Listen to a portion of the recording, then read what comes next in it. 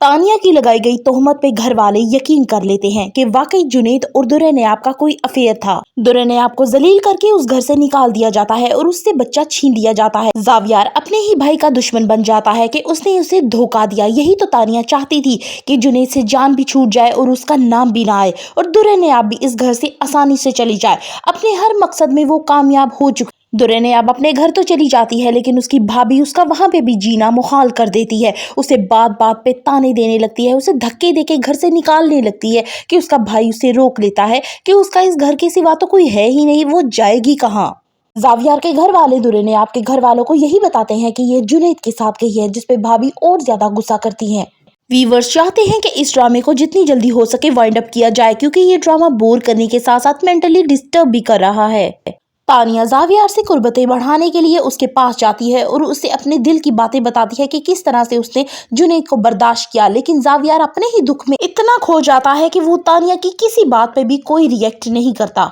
जुनैद घर वापस आ जाता है। उसे घर वापस देख के जावियार एकदम गुस्से में आ जाता है, उसके साथ हाथापाई करने लगता है। उसकी माँ और बहन जवेरिया दोनों छुड़ाने की बहुत कोशिश करते हैं। जावियार कहता है कि तुमने मेरी सारी जिंदगी खराब कर दी, तो जुनैद कहता है कि तुमने अपना घर खुद नहीं बसाया, मुझे इल्जाम मत दो, तुम समझ ही नहीं रहे कि सारी साजिश किसकी है। वो तानिया का नाम लेना चाहता था लेकिन जावियार उसे मौका नहीं देता।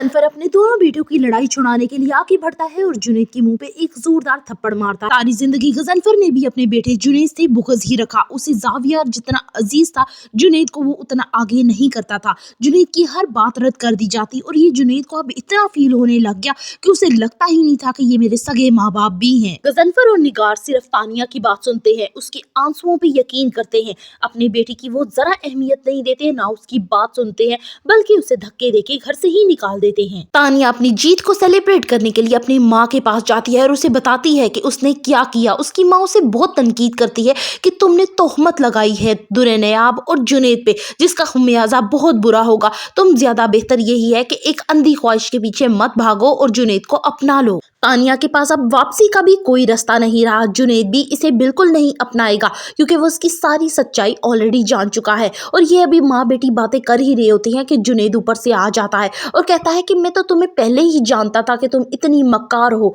सकता है ये इसे तलाक ही दे दे।